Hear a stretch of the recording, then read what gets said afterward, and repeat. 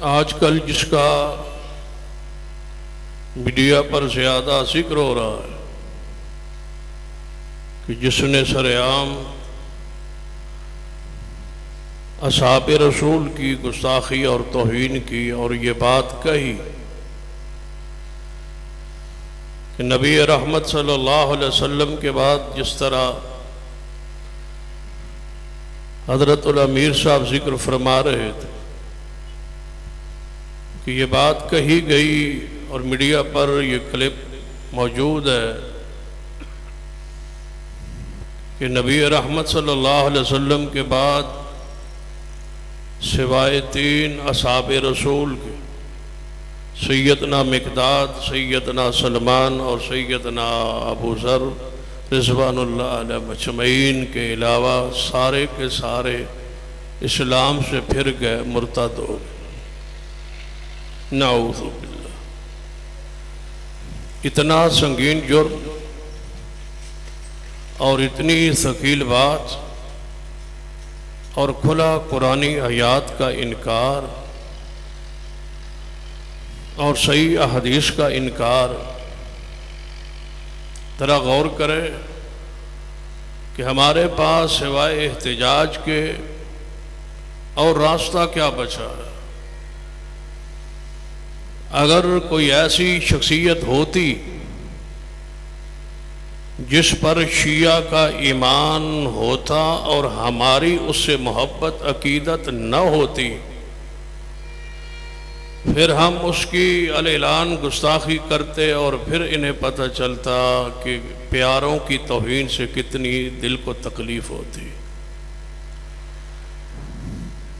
ان کی یہی جیت ہے کہ یہ سیدنا ابو بکر عمر عثمان کی گستاخی کو فرض سمجھتے ہیں، واجب سمجھتے ہیں۔ ان کا ایمان ہی مکمل نہیں ہوتا، تبرہ ان کے مذہب کا حصہ ہے۔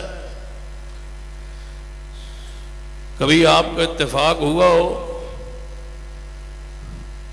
تو ذرا نہیں ہوا تو کبھی موقع دیکھنا ایسا بنے تو جب یہ نماز پڑھتے ہیں، نماز پڑھنے کے بعد یہ قبلہ کی طرف منہ کر کے انگلی کا اشارہ کر کے کچھ پڑھتے، کچھ پڑھنے کے بعد اس کو یہ کہتے ہیں یہ پہلی زیارت ہے، زیارت پڑھتے، پھر تھوڑا سا اور دائیں طرف مڑ کے پھر دوسری زیارت پڑھتے، پھر اس سے کچھ ہٹ کے اور تیسری زیارت پڑھتے ہیں۔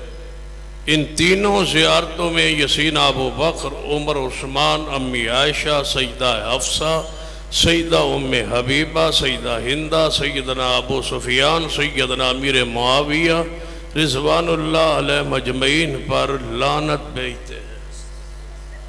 جب تک یہ نہ بھیج لے اس وقت تک ان کی نماز نہیں ہوتی۔ عبادت جس طرح نماز کے بعد اذکار ہیں ہمارے، ان کی نماز کے بعد یہ زیارت ہے۔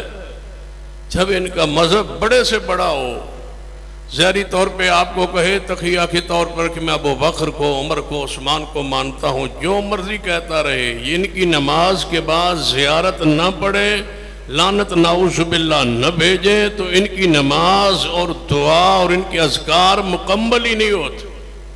کیا پیش کیا جائے قرآن پاک کی آیات کو اصحاب رسول کے ایمان پر، شان پر، جب تک یہ نہ ثابت ہو کہ یہ ہے وہی قرآن ہے جو آسمان پہ سے نازل ہوا محمد مصطفیٰ صلی اللہ علیہ وسلم کے سینے پر۔ الشیعہ والقرآن، آپ نے حضرت علامہ شہید کی کتاب کو نہیں پڑھا؟ قرآن پاک سے آپ ہزاروں آیات پیش کر دے، نہیں مانتے، اس لیے کہ ان آیات میں تو تغیر تبدل ہے، نعوذ باللہ، تعریف ہے، تبدیل ہو چکا ہے یہ قرآن، نعوذ باللہ۔ اصل قرآن تو ایران کے غار میں ہے جو سیدنا امام مہدی لے کے وہاں موجود ہیں، جب باہر آئیں گے تو قرآن لائیں گے، نعوذ باللہ۔ بخاری و مسلم حدیث پیش کریں ہم ابو بکر و عمر عثمان کے ایمان پر، یہ کیا جانے بخاری کیا ہے، مسلم کیا، ابو داؤد کو، یہ تو سرے سے سیاستہ کے انکاری ہیں، یہ ان کو مانتے ہی نہیں۔ تو ان کا ایک ہی راستہ ہے کہ قانون ایسا ملک میں ہو جس کے لیے تگ و دو اور کوشش ہم پر واجب ہے، حضرت الامیر صاحب موجود ہے، قیادت سیادت موجود ہے، ہمارے ذمہ یہ کوشش ہونی چاہیے کہ ایک ہی راستہ ہے کہ صحابہ کی عزت عظمت کا ناموس کا قانون بن جائے اور ہر بندہ گرفت میں آئے، قانون کی گرفت میں آئے۔ اس کے علاوہ امن کا کوئی دوسرا راستہ ہمارے پاس ہے ہی نہیں۔ ہم تو سیدنا ابو بکر عمر عثمان سے محبت کرتے ہیں، سیدنا علی سے محبت کرتے ہیں، ائمہ کرام سے محبت کرتے ہیں، جن کو یہ 12 امام مانتے ہیں ہم ان کا ادب و احترام کرتے ہیں، وہ ہمارے ائمہ ہے، اہل سنہ کے امام ہے، علماء امت ہے، ائمہ کرام ہے، ان کا انکار تو ہم کر نہیں سکتے۔ حتیٰ کہ جس امام نے ابھی آنا ہے سیدنا امام مہدی، ہم تو اس کے بھی قائل ہیں، اس کو ماننے والے، اس کا ادب احترام ہم پر واجب اور ضروری ہے۔ تو ایک ہی راستہ ہے، یا انہیں برا کہا جائے، جب انہیں برا کہا جائے تو قانون آڑے آتا ہے، ملک میں افراتفری مچتی ہے، فرقہ واریت پھیلتی ہے، کہتے ہیں انہیں برا نہ کہو، انہیں کافر نہ کہو، انہیں منافق نہ کہو، انہیں کچھ نہ کہو۔ جب انہیں کچھ نہیں کہنا تو پھر قانون ہی ایک راستہ بچا ہے کہ قانون دیا جائے، بنایا جائے کہ صحابہ کی جو توہین کرے اس کو کافر کردار تک پہنچایا جائے، اور جب تک یہ قانون نہیں بنتا انشاءاللہ ہم یہ احتجاج جاری رکھیں گے انشاءاللہ۔ صحابہ کرام رضوان اللہ دیکھیے، ان کے نزدیک بھی ہمارے نزدیک بھی صحابی کسے کہا جاتا ہے؟ یا تو بتلاؤ نا کہ صحابی کی تعریف میں تمہارے نزدیک اور ہمارے نزدیک کوئی فرق ہے؟ تم بھی کہتے ہو صحابی وہ ہوتا ہے جس نے ایمان کی حالت میں رسول اللہ سے ملاقات کی ہو، ہم بھی کہتے ہیں صحابی رسول وہی ہے جس نے ایمان کی حالت میں رسول اللہ سے ملاقات کی ہو، دل سے ایمان لایا ہو۔ تم بھی کہتے ہو وہ ایمان کی حالت میں فوت ہوا ہو، ہم بھی یہ کہتے ہیں کہ وہ ایمان کی حالت میں فوت ہوا ہے ہو تو تب صحابی ہے۔ جب صحابیت کی تعریف پر اتفاق ہے تو پھر میں پوچھتا ہوں، صحابیت سب سے پہلے جس کو رب نے صحابی کہا ہے، تم اس کے صحابی ہونے کا انکار کیسے کر سکتے ہو؟ صدیق کو کیا قرآن نے صحابی نہیں کہا؟ یا کوئی ایسی کتاب لائی جائے، کوئی ایسا حوالہ پیش کیا جائے کہ اس آیت سے مراد سیدنا ابو بکر صدیق نہیں ہے؟ ہماری اگر کتاب تمہارے نزدیک قابل اعتماد نہیں ہے تو اپنی کوئی کتاب پیش کرے نا جس میں یہ لکھا ہو کہ یہ آیت صدیق کے بارے میں نہیں ہے۔ جب بالاتفاق یہ آیت مبارکہ سے مراد صدیق ہی ہے، کون سی آیت؟ اِلَّا تَنْصُرُوا فَقَدْ نَصَرَهُ اللَّهُ اِلَّا تَنْصُرُوا فَقَدْ نَصَرَهُ اللَّهُ اِذْ أَخْرَجَهُ الَّذِينَ كَفَرُوا ثَانِيَ اثْنَيْنِ اِذْ هُمَا فِي الْغَارِ اِذْ يَقُولُ لِصَاحِبِهِ لَا تَحْزَنْ إِنَّ اللَّهَ مَعَنَا۔ اگر قرآن پر تمہارا ایمان ہے اور کہتے ہو کہ ہم اس کو مانتے ہیں، اس قرآن پاک کو، جبکہ میرے معلومات کے مطابق پورے ملک میں تمہارا کوئی شعبہ حفظ و قرات موجود نہیں ہے، آل و سنہ کے مدارس میں حفظ کی کلاسیں اور قرات کی کلاسیں موجود ہے، حتیٰ کہ آپ حیران ہو گئے۔ پہلے بھی ایک مرتبہ کسی تقریر میں میں نے یہ بات بتائی ہے کہ سرگودا کے اندر سب سے بڑی جو امام برگاہ ہے اس کے اندر ناظر قرآن پڑھانے کے لیے سنی قاری کا انتظام کیا گیا ہے۔ ان کے پاس ناظر قرآن پڑھانے کے لیے پورے ضلع میں ایک بندہ نہیں ہے۔ سب سے بڑی امام برگاہ میں ذمہ داری سے کہہ رہا ہوں، قرآن پاک یہ حفظ کیوں نہیں کرتے؟ اس لیے تو تراویح کا انکار کیا ہے کہ اگر تراویح پڑھیں گے، ماہ رمضان میں تراویح آئے گی تو لوگ کہیں گے حافظ قرآن لاؤ، تو ہمارے اندر تو حافظ قرآن ہے نہیں، کیا کریں گے؟ سرے سے تراویح کا انکار کیا، حالانکہ صحیح حدیث موجود ہے، من قام رمضان ایمانا واحتسابا غفر له ما تقدم من ذنبه، من قام لیلۃ القدر غفر له ما تقدم من ذنبه۔ رسول اللہ کا فرمان ہے لیلۃ القدر کو قیام کرے یا ماہ رمضان کا قیام کرے، تراویح پڑھے، ائمہ محدثین نے تراویح کے ابواب باندھے ہیں، اور صحیح البخاری میں، مسلم میں، دیگر کتب حدیث میں تراویح کا تذکرہ موجود ہے۔ قرآن پاک میں وَمِنَ اللَّيْلِ فَتَهَجَّدْ بِهِ نَافِلَةً لَكَ قرآن کے الفاظ ہے، قُمِ اللَّيْلَ إِلَّا قَلِيلًا قرآن کے الفاظ ہے۔ ان کے نزدیک تراویح سرے سے ہے ہی نہیں۔ یہ کہتے ہیں یہ سیدنا عمر نے شروع کی، دوسرے کہتے ہیں شروع نہیں کی، 12 کی تعداد بڑھائی ہے۔ تو انہوں سمجھ نہیں آئی۔ ایک گروہ کہتا ہے کہ سرے سے ساری کی ساری نماز تراویح سیدنا عمر نے شروع کی ہے، دوسرے کہتے ہیں کہ نہیں 12 شروع تو 20 شروع تو نہیں کی، 12 کا اضافہ کیا ہے۔ دونوں غلطی پر ہے۔ جس سنت پر رسول اللہ تھے اسی سنت پر سیدنا عمر تھے۔ سیدنا عمر نے بھی 8 رکعت تراویح پڑھائی، پر جناب حکم دیا پڑھنے کا۔ کھولیے موطا امام مالک، حضرت قبی بن کعب اور حضرت تمیم داری کو 8 رکعت کا ہی حکم دیا تھا۔ تو جس بات کی طرف میں اشارہ کر رہا ہوں، تمہارے پاس حافظ قرآن موجود نہیں ہے۔ پھر کراچی سے ایک حافظ تلاش کر کے لے آئے، جس کی عمر تھی 12 سال، 9 سال سے اوپر تھا، 10 11 سال 12 سال کا ہو بچہ۔ اس کو پیش کیا اجتماع میں کہ یہ لوگ کہتے ہیں ہمارے اندر حافظ قرآن کوئی نہیں، یہ ہے ہمارا حافظ قرآن، یہ بچہ ہے اور اس سے پوچھو قرآن کی آیت، کوئی پوچھو۔ تو میں نے کہا جب کراچی سے ایک بچہ لے آئے، اس کا مطلب ہے کراچی تک تو کوئی نہیں، کراچی تک تمہیں حافظ قرآن نہیں نہ ملا، یہ کراچی سے بچہ لائے ہو، یہ ابھی رافضی نہیں ہے نا، جب جوان ہوگا بالغ ہوگا رفظ کرے گا، اس کے سینے سے قرآن اللہ کھینچ لے گا۔ تمہارے سینے میں قرآن محفوظ نہیں رہتا، یہ اللہ کی گرفت ہے، پکڑ ہے، سزا ہے۔ تم نے جامع القرآن کو برا کہا،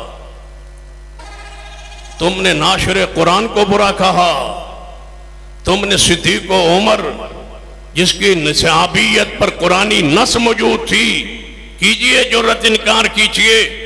اور قرآن کی آیت کا اسلوب ذرا غور کرنا، إِلَّا تَنْصُرُوا فَقَدْ نَصَرَهُ اللَّهُ إِذْ أَخْرَجَهُ الَّذِينَ كَفَرُوا، جب نکالا کافروں نے نبی علیہ السلام کو ہجرت پہ مجبور کس نے کیا؟ اونچی بولیے، کافروں نے۔ نکالنے والے کون تھے؟ قرآن کہتا ہے نکالنے والے کافر ہے، یہ بدبخت کہتا ہے لے جانے والا کافر ہے۔ قرآن کہتا ہے نکالنے والے کافر ہیں، لے جانے والا کون ہے؟ قرآن کی تقسیم دیکھیے، نکالنے والے اذا اخرجوا الذین کفروا، اور لے جانے والے ثانی اثنین اذ ہما فی الغار اذ یقول لصاحبی لا تحزن ان اللہ معنا۔ اگر تم کہتے ہو ارتداد کا اختیار کر گئے یہ اصحاب رسول، قرآن کی ایک آیت پڑھتا ہوں 11ویں پارے، غور کیجئے اس آیت پر، والسابقون الاولون من المہاجرین والانصار والذین اتبعوهم بإحسان رضی اللہ عنہم ورضوا عنہ وأعد لهم جنات تجری تحتها الانہار خالدین فیہا ابدا ذالک الفوز العظیم۔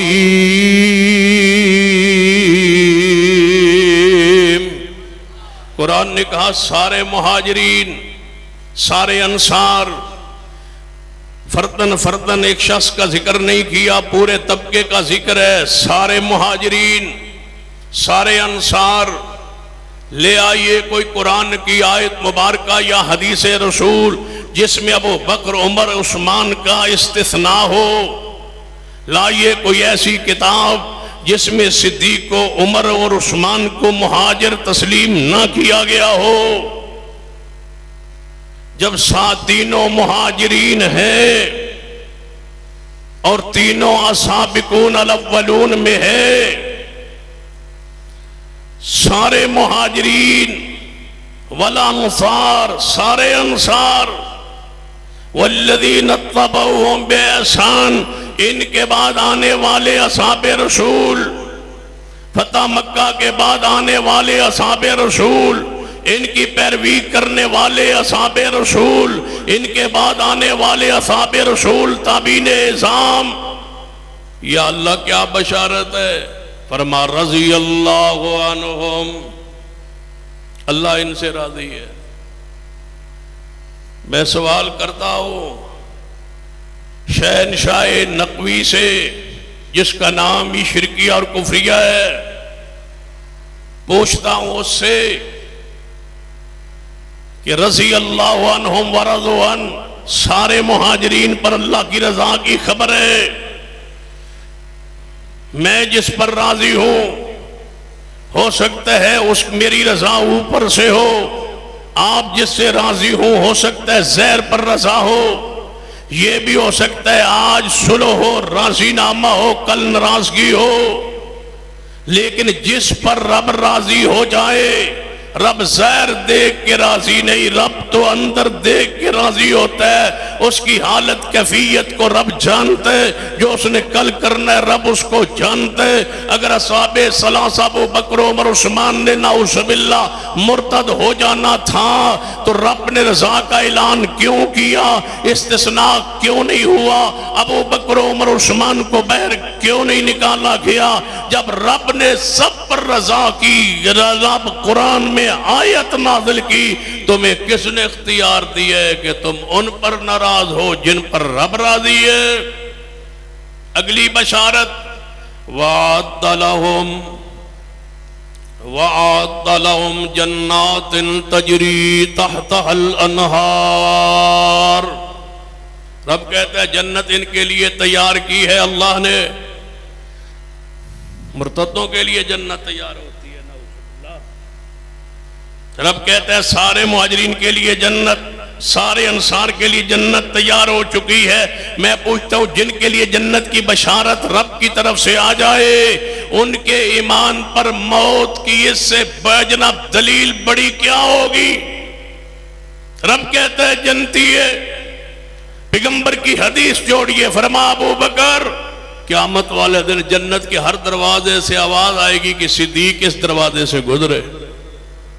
فرمایا عمر، جی یا رسول اللہ، فرما تیرا محل تو میں نے جنت میں دیکھ لیا ہے، تم کہتے ہو پھر گئے تھے، رسول اللہ محل دیکھ کے آئے۔ رب کے علم میں تھا کہ عمر کے محل کا جنتی ہونے کا انکار ہوگا، رسول اللہ کو دکھا دیا، محبوب دیکھ لے عمر کا جنت میں محل بن چکا ہے، خالدین فیہا ابدا۔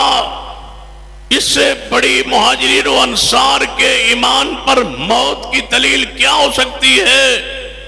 اگر اس طرح سمجھ نہیں آئی تو سیدنا جعفر کی شہادت کے بعد جب اسماء بنت امیس بیوہ ہو گئی تھی تو سیدنا علی نے اپنی ولایت میں اس کا نکاح سیدنا صدیق سے کیوں کیا تھا؟ وہ تو پھر گئے تھے، جرت ہے تو انکار کیجئے۔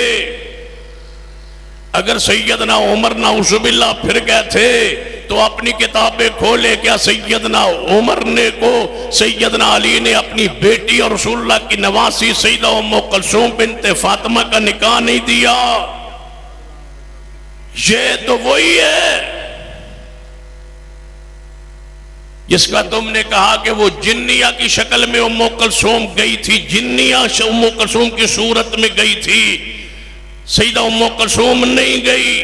پھر تم نے کہا ہم سے یہ عورت نعوذ باللہ چھین لی گئی، تمہیں رسول اللہ کی نواسی کا حیا بھی نہیں آیا۔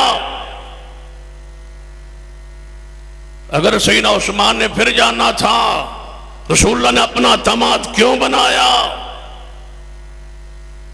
اگر سیدہ عائشہ نے پھر جانا تھا تو رسول اللہ نے اپنی بیوی اور جنت کے اندر مصطفیٰ کی بیویوں کی سیدہ عائشہ قرآنی نص ہے، والدار الاخرہ قرآن میں نص موجود ہے کہ سیدہ عائشہ پیغمبر کی ساری بیویاں جنت میں محمد مصطفیٰ کے ساتھ ہوں گی۔ کوئی ایک آیت تخییر لاؤ، لے آؤ سورۃ العذاب میں آیت تخییر، جس میں آپ کو اجازت دی گئی تھی، اختیار دیا گیا تھا کہ اپنی بیویوں کو طلاق دے دے، دنیا کا مال دے دے، اگر یہ نہ لے تو پھر جنت کی بشارت دے دے۔ مجھے ایک روایت لا کے دکھاؤ کہ پیغمبر کی کسی بیوی نے دنیا کا مال لے کے طلاق لی ہو؟ نہیں، سب نے پیغمبر کو رکھ لیا تھا۔ یا نساء النبی لستن کاحد من النساء کی بشارت آ گئی تھی، اور والدار الاخرہ کی خبر آ گئی تھی۔ میرا اور میری جماعت کا عقیدہ ہے کہ پیغمبر کی ساری بیویاں جنت میں مصطفیٰ کے ساتھ ہوں گی۔ کیا اس سے بڑی دلیل ہو سکتی ہے ان کے ایمان پر موت کی؟ ہم سارے صحابہ کو مغفور و مرحوم مانتے ہیں، اور انشاءاللہ ہمیں ان کی محبت جنت میں لے جائے گی۔ علماء اور کے قائدین موجود ہے، زیادہ دیر گفتگو مناسب نہیں۔ اقول قولی ھذا واستغفر اللہ لی ولکم۔